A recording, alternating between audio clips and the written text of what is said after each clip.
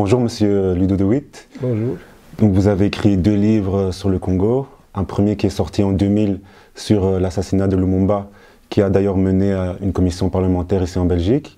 Et un second que vous avez sorti ici récemment sur l'ascension de Mobutu et comment la Belgique et les États-Unis ont aidé à cette ascension. La crise congolaise de 1960, donc le moment de l'indépendance du Congo, à ce moment, l'élite belge a cru que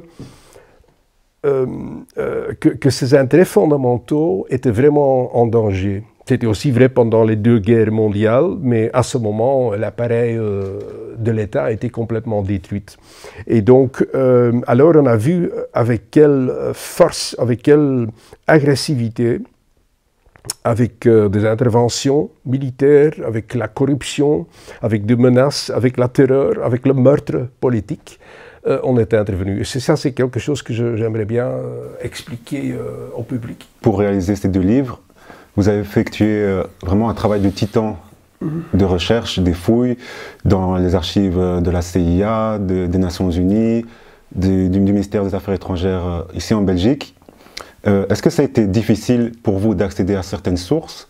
Et si oui, quelles ont été les sources les plus difficiles? Est-ce qu'il y a eu des accès qui vous ont été fermés pour vos recherches? Oui, il y a toujours il ne faut pas croire qu'en Occident, on est ouvert en ce qui concerne l'histoire et en ce qui concerne les archives.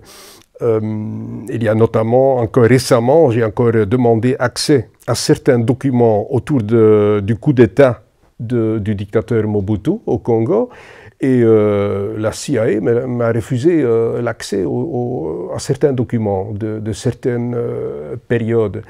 Donc ça c'est aussi vrai pour la Belgique, pour la France, pour l'Angleterre. Ce qui m'a beaucoup aidé, c'est le fait qu'en quelque sorte, les services des archives étaient organisés d'une façon assez amateuristique.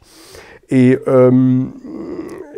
on procède comme ça qu'on demande un accès à un certain type de dossier, par exemple le courrier diplomatique entre le Congo et la Belgique pour une certaine période. Et alors il y a une commission diplomatique qui va lire les documents que vous avez demandés. Et s'il y a des documents dedans qui sont vraiment trop sensibles, alors ils sont couverts par la protection, par le secret, et ils sont retirés. Mais donc, il y a tellement de documents que j'ai demandé, et il y a aussi le fait que dans certaines liasses, il y avait des documents qui, en soi, ne disaient pas grand-chose, mais quand on les combine avec des documents dans d'autres liasses, on voit qu'il y a quand même des choses importantes dedans. Par exemple, on trouve un document et on parle à un certain moment de l'envoi de 2 enfants au Congo. En soi, ça veut dire pas grand-chose, rien du tout.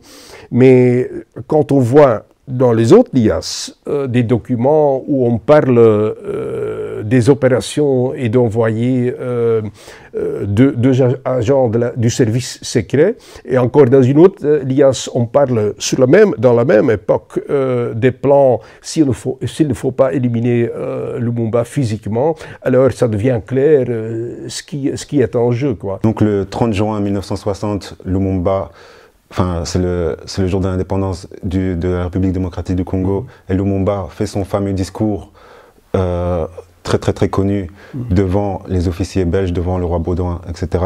L'indépendance du Congo constitue l'aboutissement de l'œuvre conçue par le génie du roi Léopold II, entreprise par lui avec un courage tenace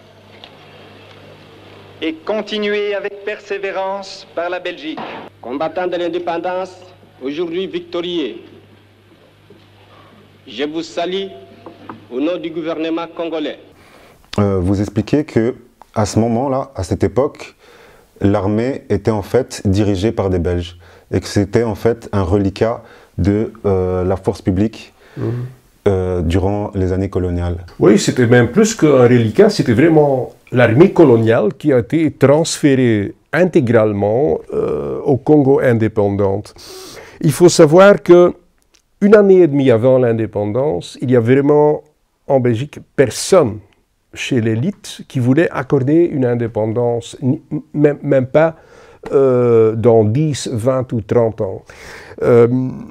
L'élite belge a toujours été assez bornée en ce qui concerne la politique de la colonisation, à la différence avec notamment les Anglais. Et ce n'est qu'au courant de l'année 59, quand la population congolaise a commencé à s'organiser, a commencé à se mobiliser et exiger cette indépendance, à organiser des grèves, des manifestations, à bloquer des routes, etc., que la Belgique a changé le fusil d'épaule et a complètement changé son stratégie. Pourquoi ? À ce moment, il y avait un demi-million de soldats français qui étaient en train d'essayer d'écraser la révolte nationaliste, anticolonialiste en Algérie, sans beaucoup de succès.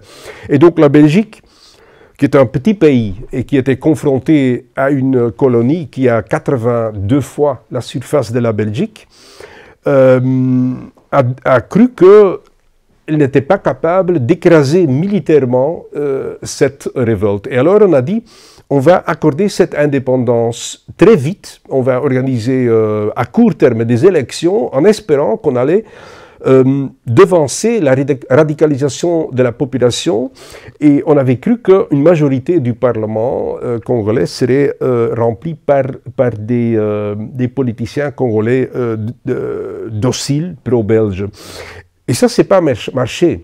Et à ce moment, on avait encore une carte dans la main, c'était exactement cette armée coloniale, une armée qui était organisée d'une façon extrêmement raciste, selon un système d'apartheid. Hein. On avait donc tous les soldats qui étaient des Congolais, des Noirs, et tous les officiers étaient des Blancs, des officiers belges qui étaient très conservateurs, qui étaient éduqués dans une tradition de loyauté envers la monarchie belge, envers la monarchie qui, en quelque sorte, était donc le fondateur de la colonie.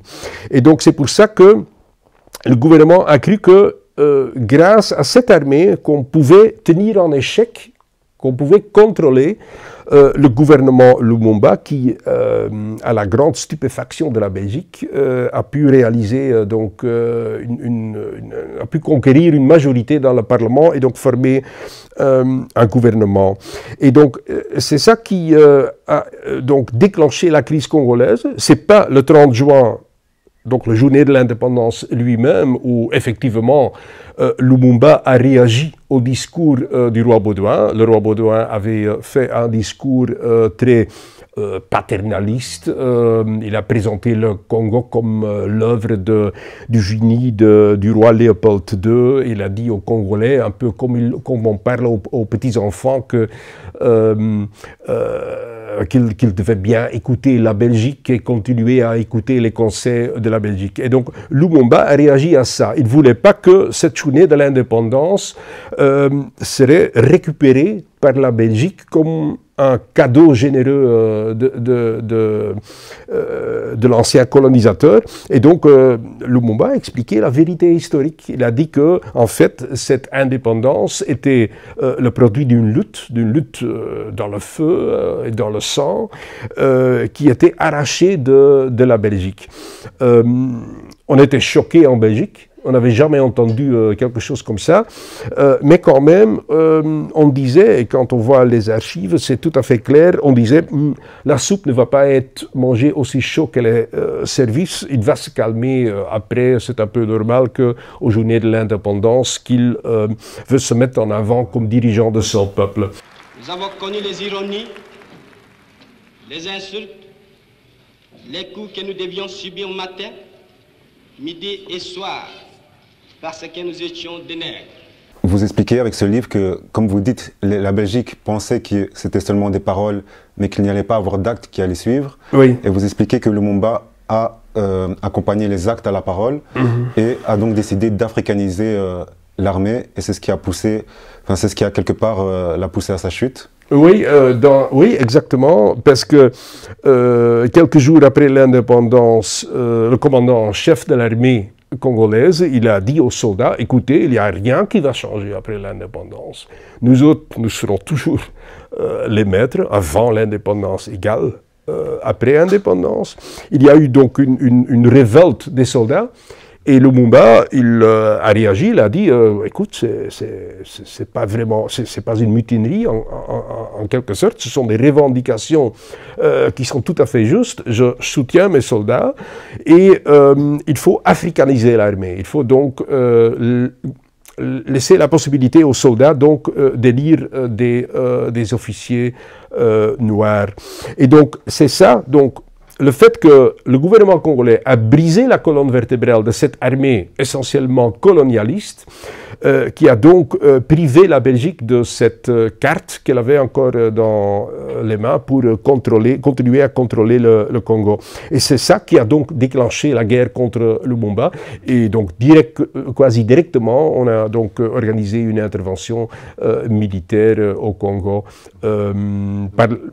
par lequel on a donc sécessionné la riche province du cuivre, le Katanga.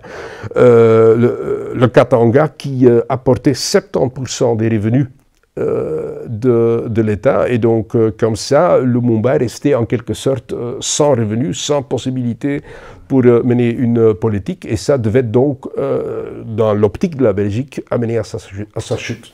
Et vous expliquez justement que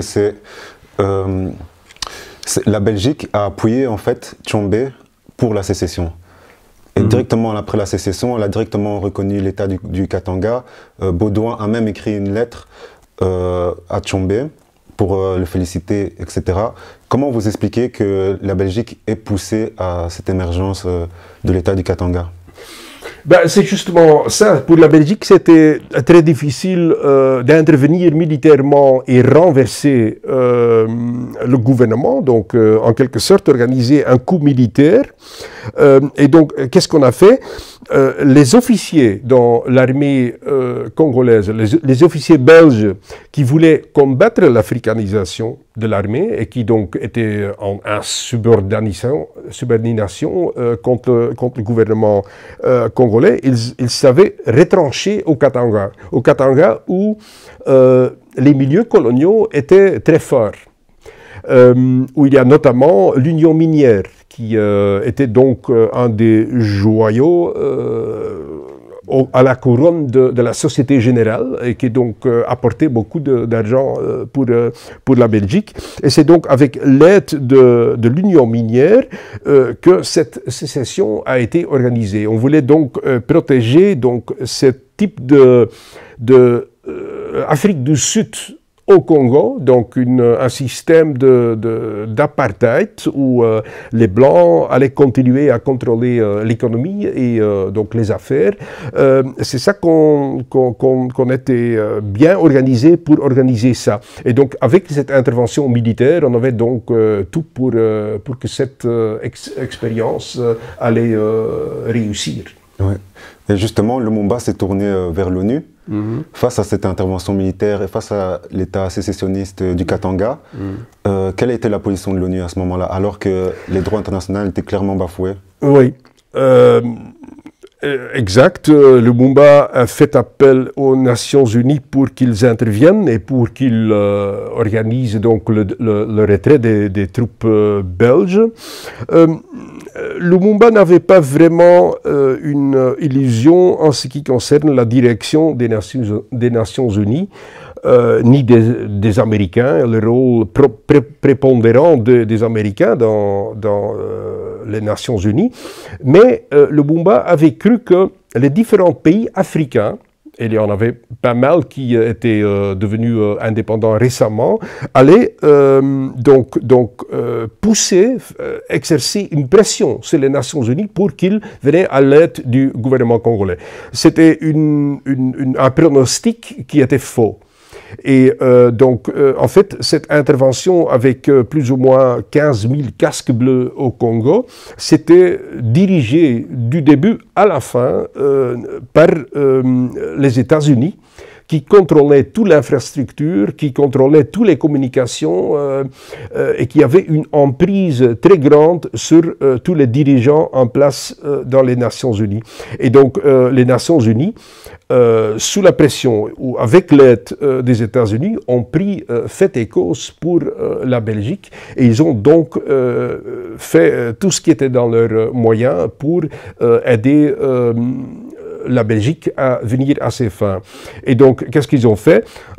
Ils ont, en septembre 60, 2 mois après l'indépendance, l'ONU a aidé le président congolais, Kasavubu, a organisé un coup d'État, un coup qui, donc il a renversé le gouvernement Lumumba, il a destitué Lumumba, bien qu'il n'avait pas le droit.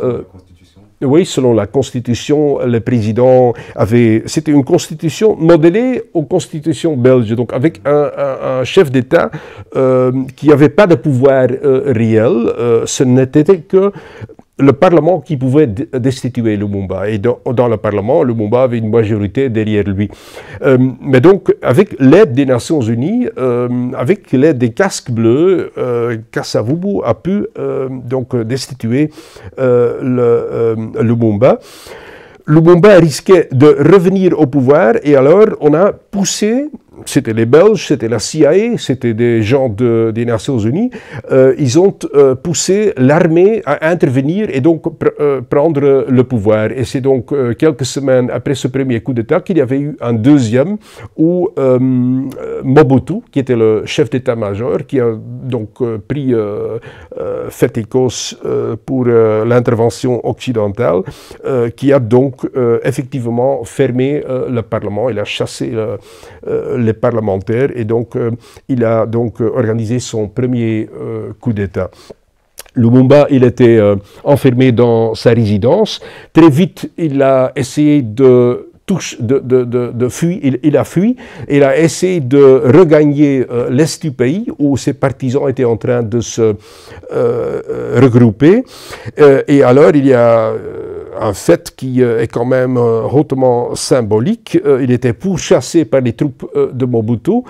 À un certain moment, il arrive à un camp des casques bleus ghanéens qui était à 100% pour le gouvernement légal, celui de Lumumba. Il voulait prendre en protection Lumumba, mais il y a eu un ordre du chef des Nations Unies au Congo, un ordre qui a été envoyé aussi au secrétaire général des Nations Unies à New York, dans lequel les Ghanéens ont été dit qu'ils ne pouvaient pas prendre en protection Lumumba. Et donc c'est suite à ça qu'ils ont donc lâché Lumumba et qu'il est tombé dans les mains de Mobutu, qui finalement va donc conduire à sa mort. Pourquoi ? Mobutu, il enferme Lumumba dans un camp tout près de la capitale, un camp qui était contrôlé par ses troupes d'élite. Mais fin 60, début 61, donc 6 mois après l'indépendance, les partisans de Lumumba organisent une offensive militaire. Dans un très court laps de temps, il contrôle plus ou moins un tiers de la surface du pays. Et même dans la capitale et aux alentours, il y a donc toutes sortes de révoltes qui éclatent. Et on a donc extrêmement peur que Lumumba allait reprendre le pouvoir. Et donc, à ce moment, on décide donc de le transférer à sa mort. On le transfère vers le Katanga, où il arrive dans un état déplorable parce qu'il a été fortement maltraité dans l'avion. Justement, en parlant du Katanga, oui. Vous expliquez qu'en premier plan, devant, il y a Tshombe, comme chef d'État de l'État sécessionniste, mais vous expliquez que ce sont toute une équipe de Belges qui tirent les manettes derrière, au second plan. Qui vraiment a les commandes à ce moment-là, au Katanga ? C'était essentiellement un régime faible qui n'a que le soutien d'une toute petite minorité des Katangais qui était surtout soutenue par l'Union minière, par des milieux coloniaux. Et donc c'était un régime essentiellement militaire. Et ce régime militaire était dirigé par des officiers belges. Une fois que, comme vous l'expliquez, Lumumba est ramené au Katanga, après avoir été emprisonné et après que l'ONU ait laissé faire sa capture par un régime en sachant qu'il courait de graves risques, comment se passe la mort de Lumumba une fois arrivé au Katanga? Oui, c'était l'histoire qui a donc été expliquée pendant des décennies. Hein. C'était une affaire de Bantous. C'était ça qu'on disait dans la Libre Belgique notamment, hein, dans le quotidien qui était très proche des milieux colonialistes, quoi. Donc c'était Tshombe, le président katangais, qui avait décidé dans un conseil de ministres d'exécuter Lumumba. C'est faux. Quand on voit donc les archives, quand on voit les interviews qui ont été faites avec des Belges qui étaient sur place et qui donc ont parlé sur cette affaire-là, on voit clairement que à plusieurs reprises, parce que Lumumba, il a encore vécu 4 ou 5 heures sur le sol katangais.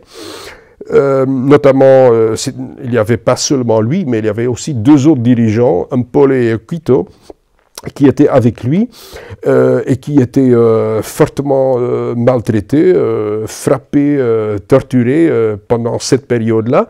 Et à 2 reprises, les dirigeants belges qui tiraient les ficelles derrière le soi-disant gouvernement Tshombe se sont réunis.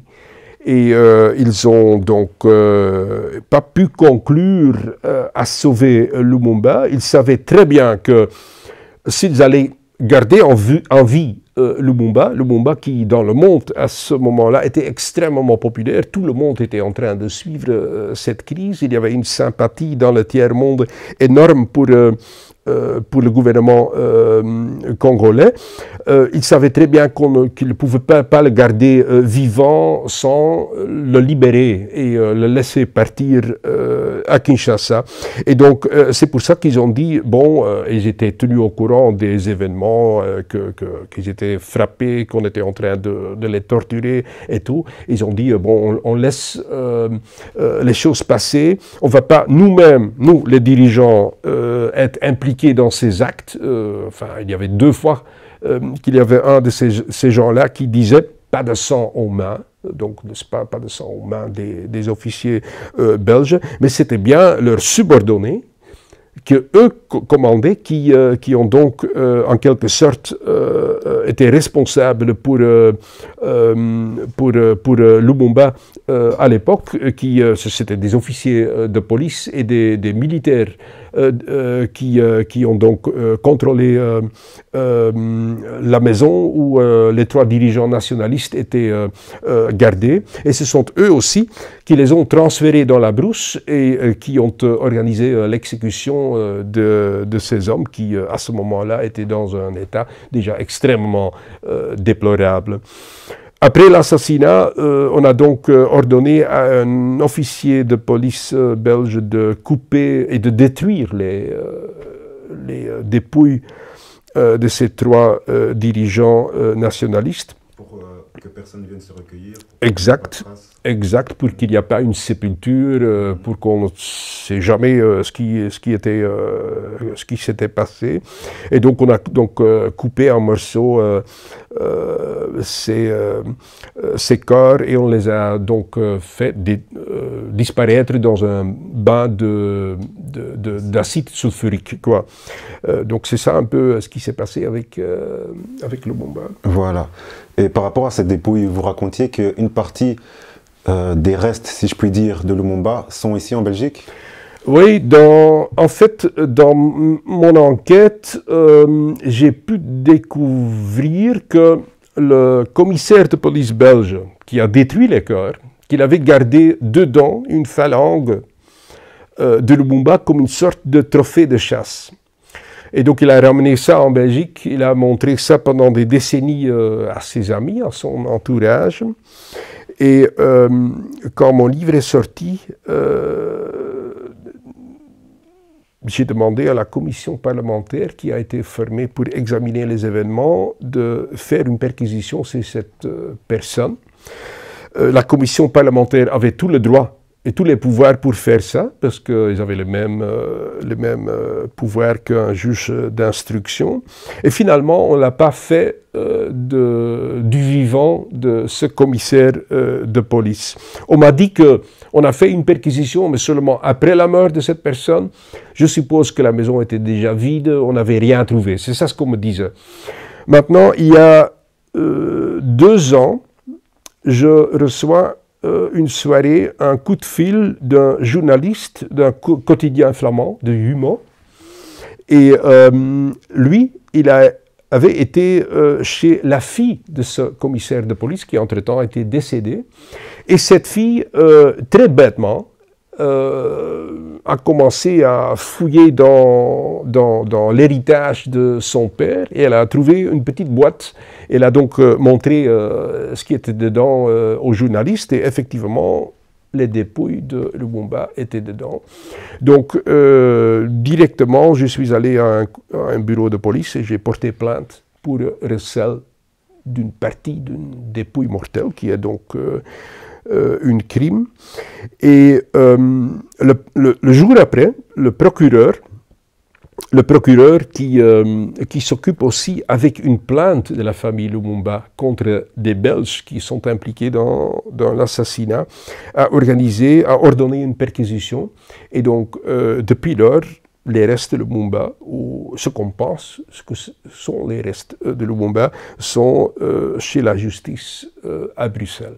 Donc, depuis 2 ans, ils sont là et maintenant, on se demande ce qui va se passer. Il est donc tout à fait normal que ces restes sont restitués au Congo, à la famille, et que donc on organise une sorte de sépulture pour Lumumba, quoi. D'accord. Tout à l'heure, vous parliez notamment de la Libre Belgique et d'autres médias. Quand on lit vos livres, on voit vraiment que c'est récurrent. Les médias belges, dans leur grande majorité, ont dépeint Lumumba comme un tyran, quelqu'un un peu fou, un sanguinaire. Quel a été finalement le rôle des médias à ce moment-là dans la légitimation de la politique néocoloniale? Ben, c'était extrêmement important. C'était extrêmement important et tous les appareils d'État ont vraiment essayé d'organiser cette démonisation de Lumumba. Il y avait, j'ai retrouvé des tracts qu'on avait imprimés ici à Bruxelles, qui ont été envoyés au Congo et qui ont été distribués là-bas, et qui, soi-disant, étaient écrits par Lumumba, des tracts dans lesquels Lumumba fait un appel au peuple congolais de soutenir le communisme. C'était un produit pur du cabinet du ministre des Affaires africaines. Donc, tout le temps, on a essayé de portraiter Lumumba comme un communiste ou comme un instable, quelqu'un qui fume le chanvre, avec lequel on ne peut pas raisonner, mais tout ça sont effectivement donc tous des mensonges qui ont bien et qui ont eu un effet énorme. Parce qu'il ne faut pas oublier que à ce moment, fin 60, début 61, la Belgique a connu la plus grande grève générale dans l'histoire de la Belgique. Il y avait donc la soi-disant loi unique du gouvernement belge, le gouvernement dirigé par le Premier ministre Eyskens, avec beaucoup d'austérité, de mesures d'austérité.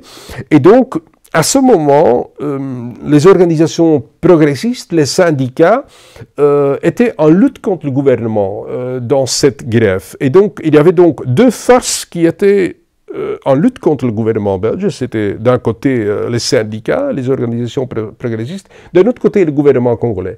Mais sous aucun moment, il y avait eu une collaboration entre ces 2 forces, et c'est notamment cette démonisation dans les médias qui a vraiment créé un abîme entre ces 2 forces. Et ça a très bien marché.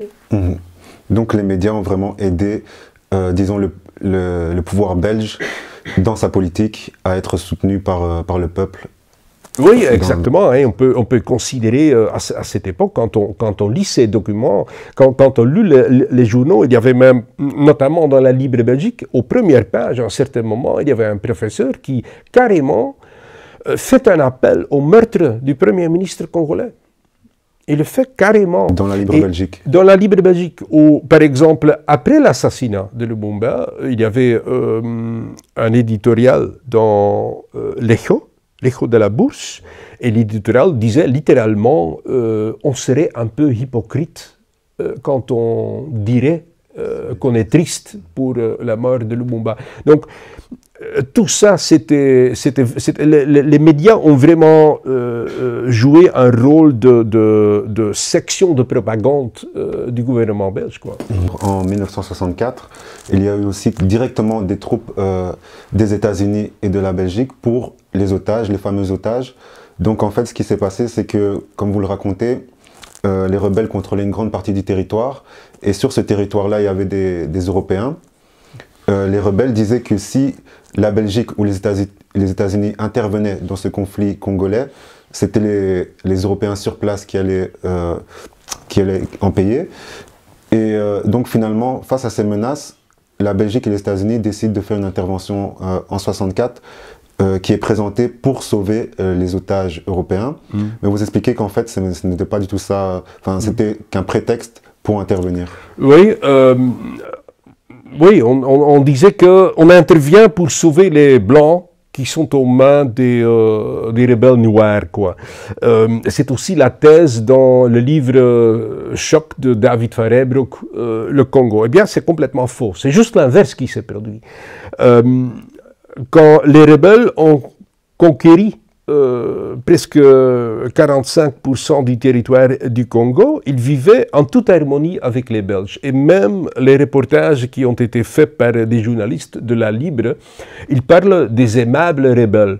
Et ils décrivent comment il y a une coopération très intense. Les problèmes sont venus au moment où une flotte aérienne qui était organisée par des officiers belges et qui était organisée par la CIA ont commencé à bombarder les zones rebelles. Et à ce moment, il y a eu des tensions entre les rebelles et les Blancs sur place, parce qu'on voyait que leurs compatriotes étaient en train de prendre fait et cause pour le régime en place et qu'ils étaient en train d'organiser des bombardements qui faisaient des morts et des dégâts terribles. Et alors les dirigeants des rebelles ont commencé à utiliser les Blancs comme ce qu'on disait comme des parapluies blancs. C'est-à-dire, ils ont dit, ils ont clairement expliqué ça aux journalistes. À certains moments, il y a des Blancs qui étaient dans nos zones et ils demandaient de partir en vacances en Belgique ou de partir au Burundi pour aller chercher des vivres ou n'importe quoi. On a dit oui, il n'y a pas de problème. Les Blancs partaient et dès que les Blancs étaient partis, on commençait à bombarder. Et donc, les dirigeants rebelles ont dit, écoute, quand c'est ainsi, on va garder les Blancs chez nous. Et donc, ils ont séquestré, mis en résidence, surveillé les Blancs. C'était une tactique contre-productive, c'était pas défendable, surtout parce qu'à un certain moment, ils ont dit, quand les attaques de la force de l'intervention devenaient de plus en plus fortes, ils ont dit, on va massacrer des Blancs. Si on continue à nous attaquer sur le sol et dans l'air, et donc ça c'était le prétexte idéal pour la Belgique pour présenter ces interventions comme des interventions humanitaires. Et donc ça s'est produit. Effectivement, on a donc organisé une reconquête à travers le sol qui était extrêmement sanguinaire. Il y a des dizaines et des dizaines de milliers de Congolais qui ont été massacrés. Et pour l'assaut final sur la citadelle de la rébellion, ce qui était la ville de Kisangani, on est donc intervenu d'une façon coordonnée sur le sol avec le Omegang, la force d'intervention terrestre, et avec des paracommandos belges qui ont été lâchés sur la ville. Vous racontez aussi que l'organisation de l'unité africaine était avec les rebelles, n'était pas avec le gouvernement officiel du Congo, Kasavubu, Tshombe, mais était vraiment contre Tshombe. et donc notamment l'Égypte de Nasser, l'Algérie, notamment la Tanzanie. Et donc les rebelles pouvaient compter sur l'aide des autres pays africains, c'est ça? Il y avait une volonté chez certains pays pour aider les rebelles, mais ils étaient trop faibles pour organiser ça. Il ne faut pas oublier que pas mal de dirigeants qui étaient contre Tshombe et qui voulaient soutenir les rebelles, comme notamment Nyerere, qui était le président de la Tanzanie, ou par exemple les dirigeants du Kenya, comme Jomo Kenyatta, dans leur pays, il y avait toujours une forte présence des forces britanniques, des militaires, des fonctionnaires, etc. Et donc, ces dirigeants, bien qu'ils avaient une volonté politique d'intervenir à côté des rebelles, n'avaient pas vraiment un marge de manœuvre pour faire ça. Et donc, les seuls qui vraiment voulaient faire quelque chose, c'était les Égyptiens et les Algériens, mais eux, ils étaient très loin, c'était très difficile pour eux pour organiser une assistance effective. Les rebelles ont été laissés à eux-mêmes, mais il y a Cuba, et notamment Che Guevara qui est venu au Congo. Malheureusement, comme vous l'expliquez dans votre livre, ils sont venus trop tard, donc c'est après la chute de Kisangani, et donc l'armée rebelle était déjà presque désintégrée, les chefs n'avaient presque plus aucun pouvoir sur les soldats, les Simba.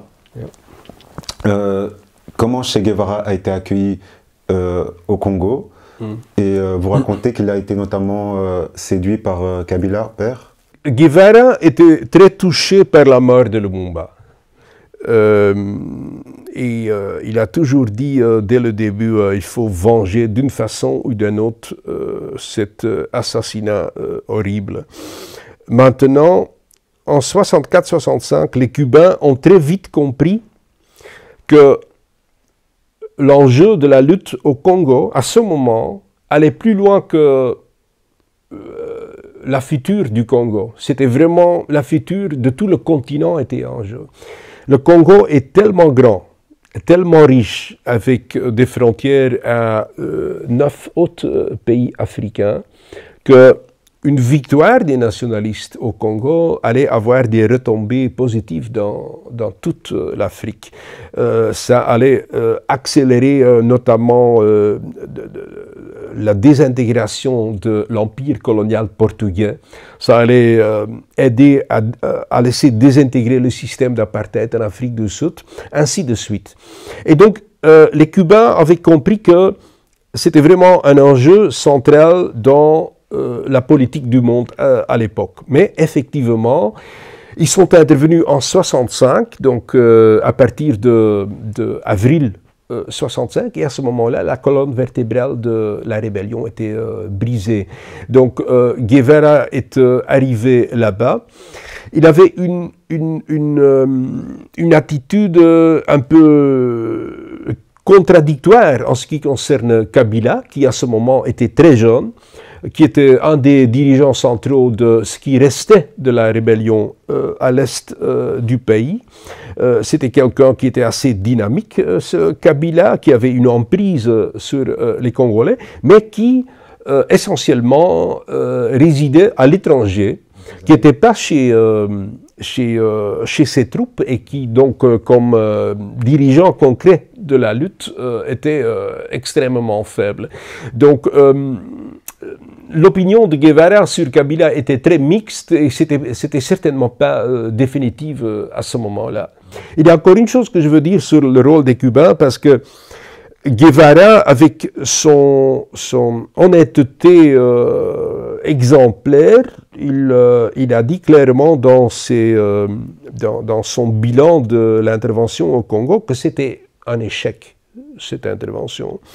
Mais il ne faut pas oublier que cette intervention par les 120 Cubains autour de lui était le début d'une intervention de Cuba en Afrique qui a duré pendant des décennies. Et les gens qui étaient avec Guevara au Congo ont après combattu en Guinée-Bissau, en Angola. Ils ont même pris des postes de commandement qui ont eu des effets vraiment extrêmement importants pour l'Afrique. Notamment l'intervention en Angola a aidé donc effectivement à faire la défaite de l'armée de l'Afrique du Sud.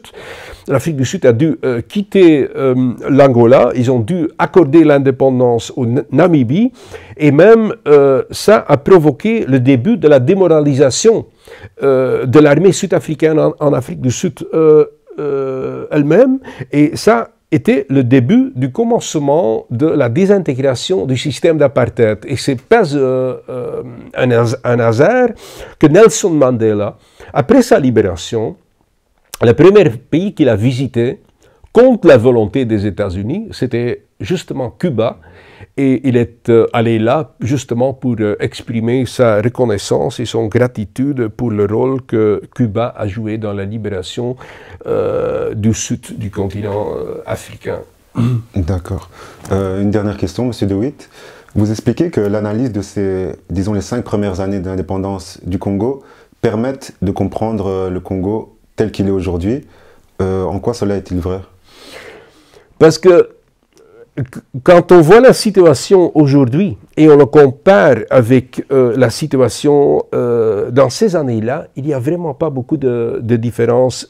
Ce que la dictature de Mobutu a fait en 1965, c'est de figer, mettre dans un frigo les rapports de force entre les différentes classes, entre le Congo et l'Occident. Parce que le but, et ça il a joué bien, c'était justement de travailler comme une sorte de sous-traitant de l'Occident pour qu'on pouvait continuer à exploiter les richesses du pays au profit donc des groupes capitalistes internationaux. Et donc ça continue jusqu'à aujourd'hui. Il est évident qu'il y a des choses qui ont changé, mais pendant toute cette période, on a eu donc une ouverture, une possibilité, un marge de manœuvre pour des interventions occidentales, militairement, mais aussi financièrement, l'IMF qui a donc imposé, notamment au Congo dans les années 80 du siècle passé, donc des mesures draconiennes pour réduire donc les dépenses de l'État et qui a donc vraiment démoli de l'intérieur l'appareil d'État du Congo et qui a finalement aussi amené aux chutes de Mobutu. Il y a toutes sortes d'autres interventions qui ont été possibles, qui ont donc aidé à cette chaos qu'on connaît aujourd'hui. La plus importante, à mon avis, c'est ce qui s'est passé en 1994, c'est-à-dire le génocide au Rwanda, où il y avait un conflit entre les Français et les Anglais, un conflit inter-impérialiste, et où les Français ont exfiltré du Rwanda les Interahamwe, donc les milices Hutus extrémistes qui avaient donc organisé et qui avaient commencé ce génocide et les ont donc emmenés vers l'est du Congo et qui a provoqué donc là-bas une guerre civile, des interventions qui ont suivi de la part de l'Ouganda et de Rwanda et donc qui a donc créé une situation chaotique où des seigneurs de guerre aujourd'hui sont en train d'exploiter les richesses dans l'est du Congo, les richesses qui sont utilisées sur le marché international et qui sont très importantes, notamment le cobalt par exemple, qui est vraiment essentiel dans différents secteurs de l'économie, notamment dans nos smartphones, oui, et quand on parle, et quand des ONG demandent des explications, notamment à Apple ou Samsung, d'où vient leur coltan, ils disent on ne sait pas. On ne peut pas retracer les origines, ce qui est évidemment pas vrai, quoi. Ils ne veulent pas savoir que ça vient de ces seigneurs de guerre qui utilisent là-bas la population locale et qui utilisent même des enfants pour travailler dans des conditions horribles pour exploiter tous ces ressources dans le sous-sol du Congo. C'est ça le problème du Congo. C'est le problème. Au début de la colonisation, c'était le problème au moment que Lumumba était Premier ministre, et c'est le problème aujourd'hui, c'est que Pour le Congo, c'est la même chose de ce que disait Henry Kissinger, qui était l'éminence grise de la diplomatie américaine à un certain moment, et qui disait « Le pétrole est un produit stratégique trop important pour laisser aux mains des Arabes. » Et c'est ça le problème du Congo. Le Congo est simplement trop riche pour que les grandes forces dominantes dans le monde, le capitalisme international, laissent le Congo à elle-même et ils veulent vraiment contrôler et exploiter ses richesses. C'est ça le problème à l'époque et aujourd'hui. Indépendance, tcha tcha,